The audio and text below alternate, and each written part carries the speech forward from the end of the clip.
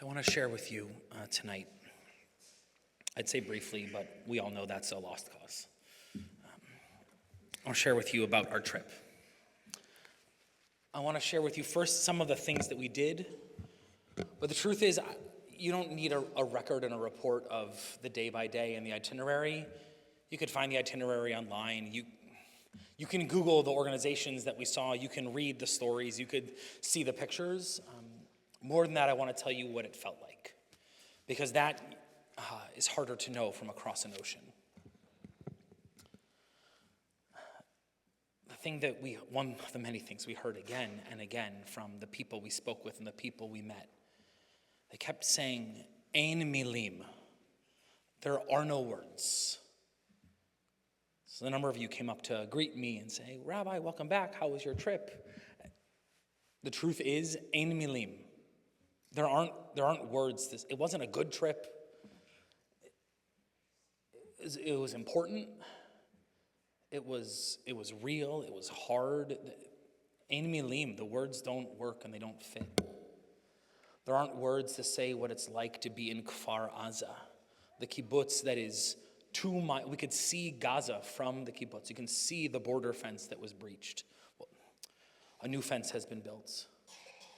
There aren't words to say what it's like to be in the home of one of the 20 people in a 900 person kibbutz to be home, and for her to say to us that her house is at a high point in the kibbutz and it was used as a headquarters for the first ones who infiltrated.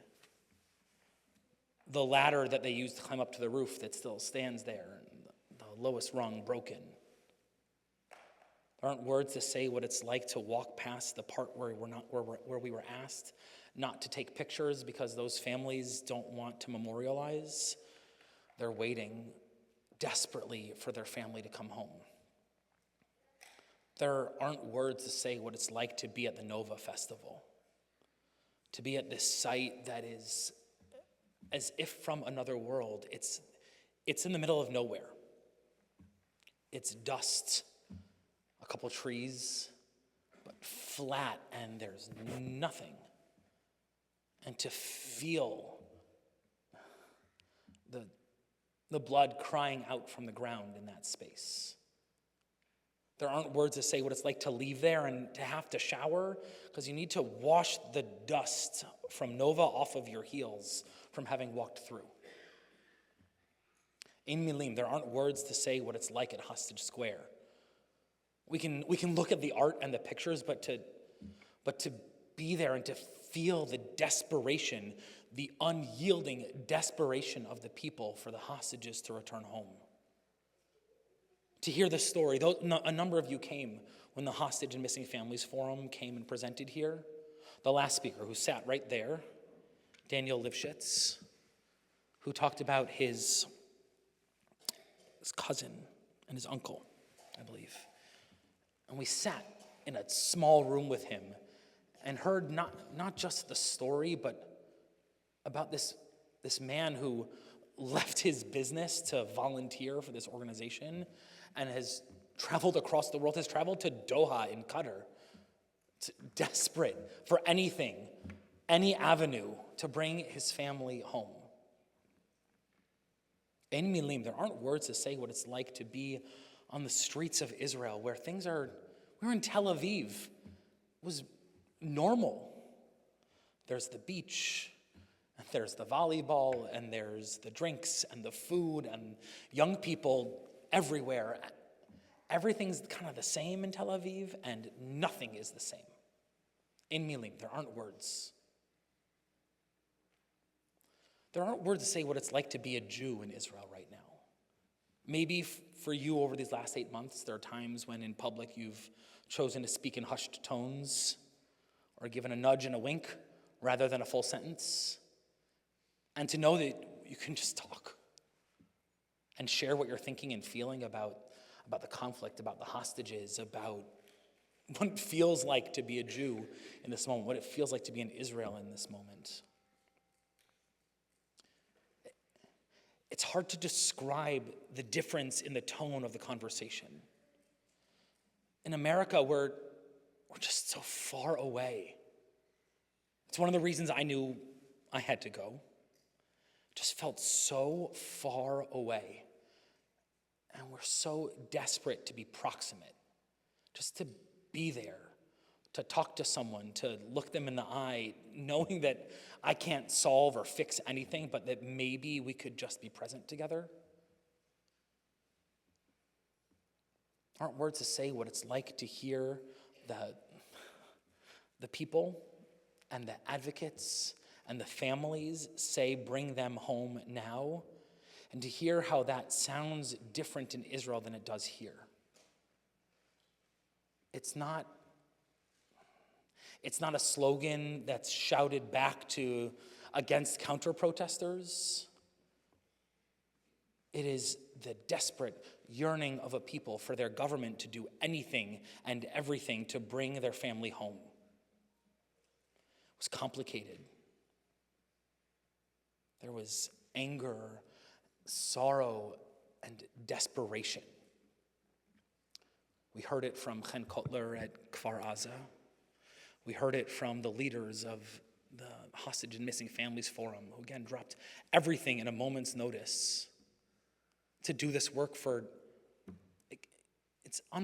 8.5 months. It's unbelievable to say out loud. Yellow plastic chairs everywhere.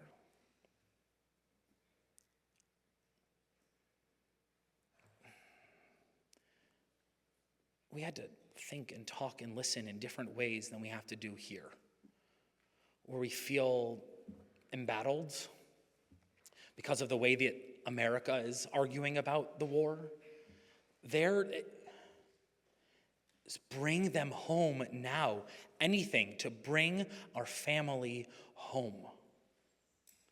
We felt that.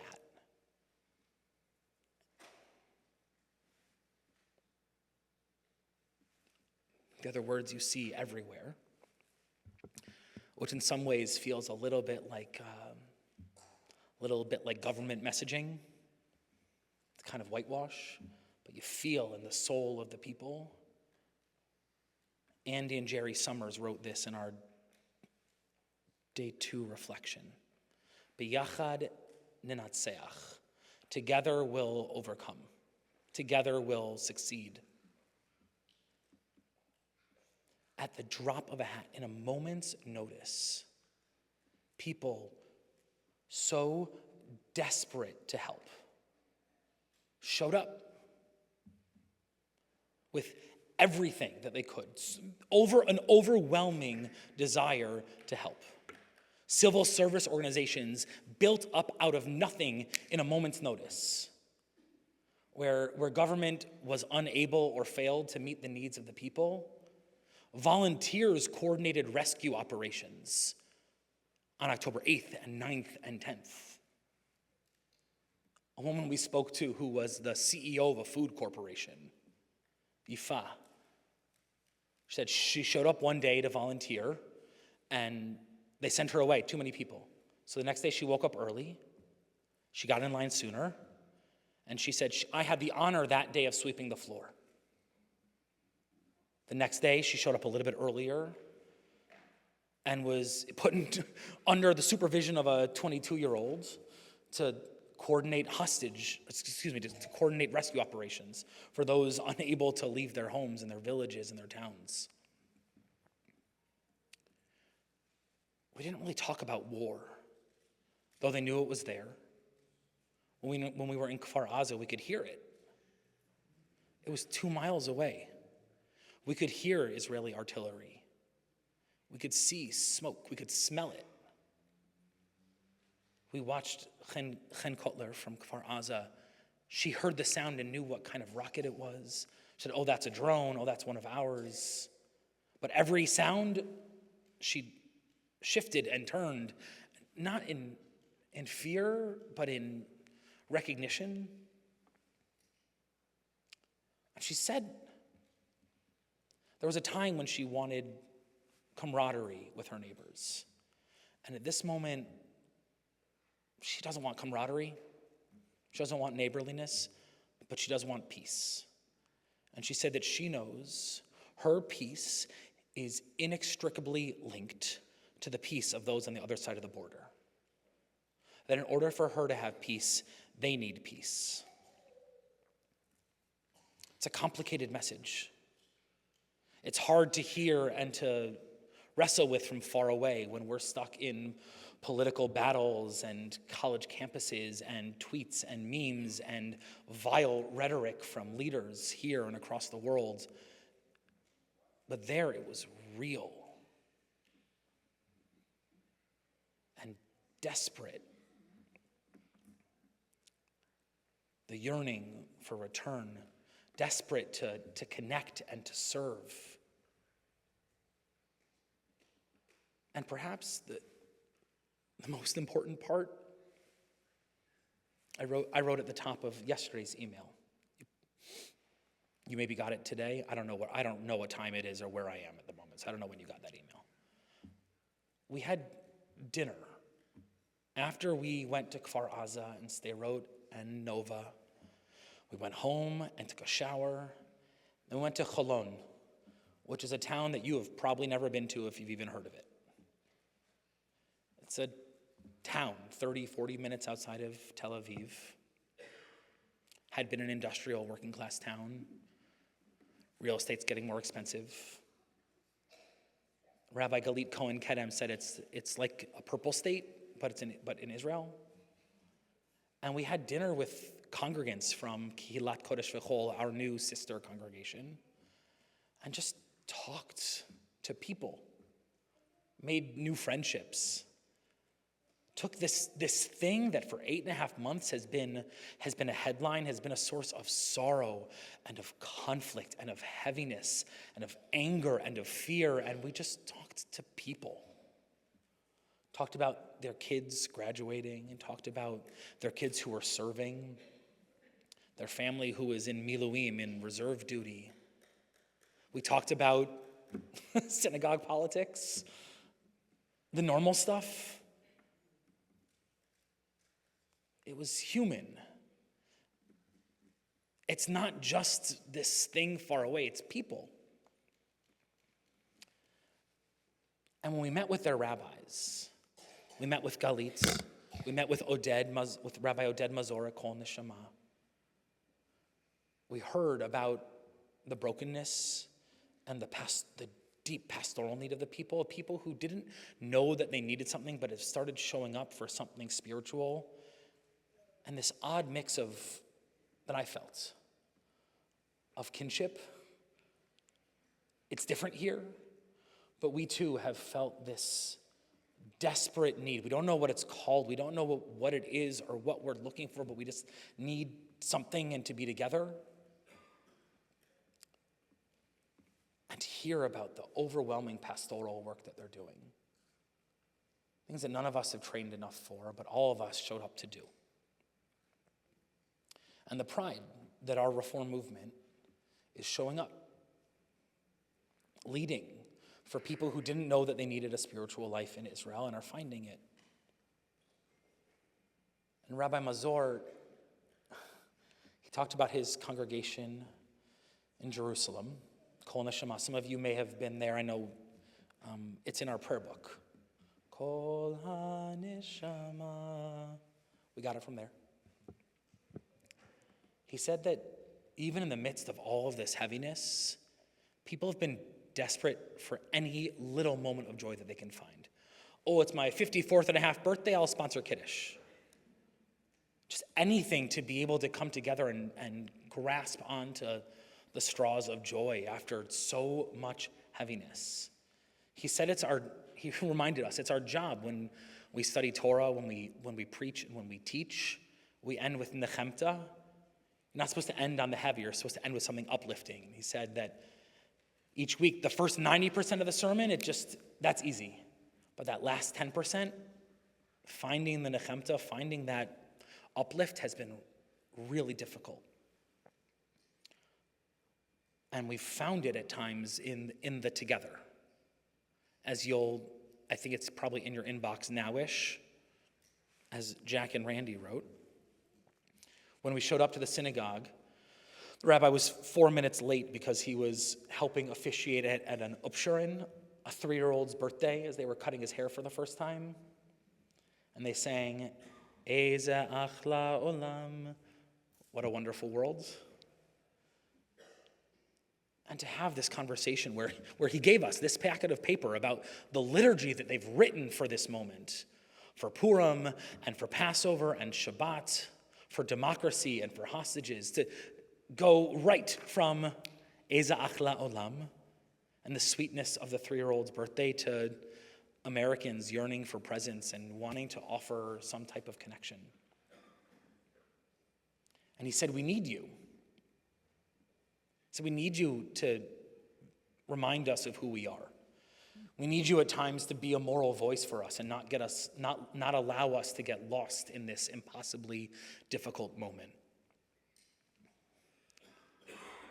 There's a lot more learning to do, a lot more work to do. And you'll read. You'll go back and you'll read the reflections again. You'll Google the organizations. You'll read about Magen David Adom, Israel's Red Cross. You'll read about Leket Israel and the tons and tons and tons of food that they're providing to people who are internally displaced within Israel.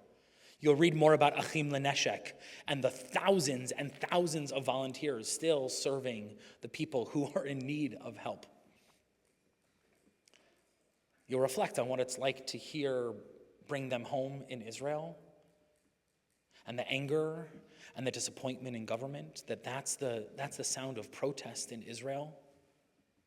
To find any way to bring the hostages home, the primary obligation of a government to serve its people. What it's like to hear those words there and to hear those words here, and who we are and who we want to be in this most difficult and impossible moment. And in the weeks that come, I hope you'll find the different families that went on the trip, the different individuals, the couples, the 20-somethings who came with us. And what I said to them at our last dinner, I said, when you share, don't just share what we did, share how it felt. So ask them. Sorry, Jack and Randy, you're going to get accosted at Oneg. I warned you you'd be mini celebrities for a few weeks, so enjoy it, right? Ask them what it felt like to be there. Ask them what they saw on the faces of Israelis who were grateful for our presence and wanted to know how things were back in America, because it sounds really hard there right now.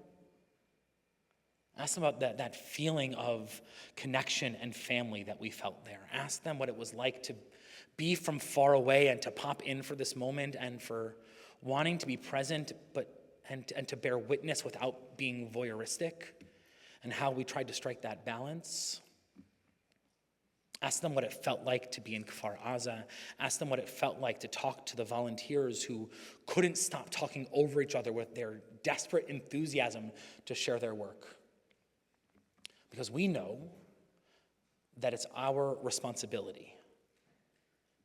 It is an obligation, having seen it, that when we bear witness, the Hebrew word for witness, aid, also means to testify, that when you see it, you are obligated to speak about it. So ask them to share their testimony, having borne witness to something so far away and so critically, desperately important. Aleinu, it's our sacred task.